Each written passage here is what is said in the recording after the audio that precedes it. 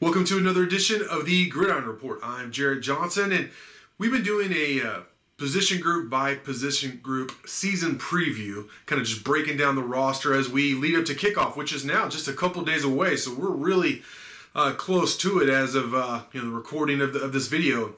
So now we're on to the inside receivers and tight ends. We've talked about all the other skill positions. So this is a really, actually it's kind of two groups, but both these groups are really important. The H receiver or inside receiver, and then the tight ends. I think both of them are talented. I think they're both deep positions, and I think they're going to get, the slot receiver at Texas Tech is pretty famous. With guys like Wes Welker and Danny Amendola, Jakeem Grant. It's pretty famous and sacred at Texas Tech, but it's a good group. And then tight ends, we've been talking for years, a couple years now, the tight ends are going to be really utilized. Well, I think they really are this year. I think they have some talent. I think they have a quarterback who looks for tight ends in Tyler Shough. And I think it's going to be a big year for tight ends in the offense for the Red Raiders. But let's start with the H receiver position, or the inside receivers at Texas Tech. And, Myles Price is the first guy that jumps out to me. Second year in the program. He's a very explosive guy, one of the faster guys on the team. He took a short pass, a little slant in the Pandemonium scrimmage and broke a tackle and housed it from, 50 yards out, which is that's what they need him to do. They need him to be that explosive player. That's what he was in high school. That's what he showed he can do as a true freshman last year. Is be a very good player in space, very elusive. I think he might end up being your punt returner. A couple of these guys might end up being your punt returner. But, Myles Price is, I think, the first guy that comes to mind when most people think about the H position right now at Texas Tech. So, he's a good one. But he's got a couple of other good ones that are also going to get their opportunity to play. Let's go with Dalton Rigdon next. Because really, you could mention any of these three in any order. And I think that's actually how they had him listed on the depth chart that was released earlier this week, is or.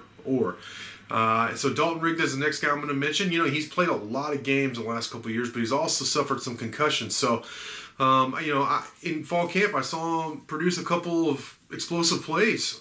Just even in limited time that I actually saw him, he's an explosive guy. He's a former track guy at Texas Tech, which is no small thing, one of the top track programs in the nation. And so his athleticism is self-evident. If he could just stay healthy, he's been a consistent performer when healthy, and he's shown, an ability to be explosive. So I really like Dalton Rigdon. He's tough. Just a good football player. Really good there for depth. I just hope, like I said, he can stay healthy. And then finally, at that position, that in terms of at least the three guys I think are going to get the most run this year, is McLane Mannix. And he's someone who came in from Nevada. He's from Midland originally, but he went to Nevada, put up two really productive seasons. He was a freshman All-American in Nevada, and then came to Tech, had kind of a disappointing first year, and then last year he was hurt all year. So, that's disappointing too, but, it wasn't his fault. You hurt your back, you hurt your back. But now he's been healthy this offseason. He's looked really good. Of all the people, I think, there's a handful of guys that have really caught people's attention, and McLane Mannix is in that group. He's just had a really, really good offseason, a great fall camp, and I know the coaching staff is expecting him to have a big season. So, he also produced an explosive play. He got man coverage and just ran a fade and just burnt some coverage in the Pandemonium scrimmage. So, I think if he gets his opportunity, if he can produce even close to what he's done this offseason, he's going to have a big year. So those three guys I really like at inside receiver. And then tight end, Travis Kuntz, 6'5", 250 pounds, in the neighborhood, 255. He was a four-star guy coming out of junior college. This is, I believe, his third season with the program.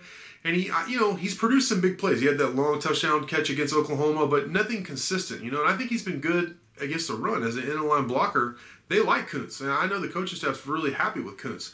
So, the potential's there for him to have a good season. But all eyes in terms of tight ends right now are on Mason Tharp, 6'9", 255 pounds, with the athleticism to run away from defenses, the hands to make one-hand stabs. It was obvious Tyler Shough was looking for him in the Pandemonium scrimmage, and that Tharp's going to be featured in this offense. Coach Wells has already gone on record multiple times saying, yes, not only is Tharp going to play as a freshman, he's going to play in the opener. So look for him. He's hard to miss. Like I said, 6'9", 255 pounds. But then they have, this Teeter guy who was a walk-on, transferred in as a walk-on, and he just, he kept making plays, kept making these like highlight reel catches in camp, and they like him as a blocker as well. So Teeter's a guy to watch out for. He's going to get playing time for sure. They'll run some sets where they have multiple tight ends in at the game at the same time, some power packages, and Teeter's going to be a guy that they'll utilize.